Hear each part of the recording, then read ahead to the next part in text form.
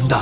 అయ్యో, ఒక్క మా ఆశ్రమంలోనే ఎంతమంది ఉంటే సిటీలో, రాష్ట్రంలో, దేశం మొత్తం మీద ఎంతమంది ఉంటారు? Hello, welcome to my new vlog. So Susheer గారా, ఇంత కష్టపడి కాలేజ్కి వచ్చిన తర్వాత క్లాస్లు వినకుండా క్లాస్లో కేక్ తింటున్నాం.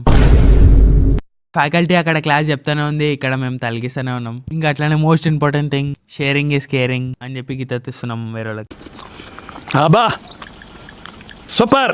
మన వాళ్ళైతే ఇప్పుడే కేక్ తిన్నా సరిపోకుండా బ్రేక్ కాగానే సీదా క్యాంటీన్కి అయితే వచ్చినాం. మనడైతే ఫుల్ డీప్గా ఆలోచిస్తుండే ఏం తిందామని చెప్పి, ఒక్క రూపాయి కూడా జోబులో లేకుండా. పిచ్చోళ్ళ గురించి వెంటనే కానీ లైవ్ లో ఇదే చూడటం.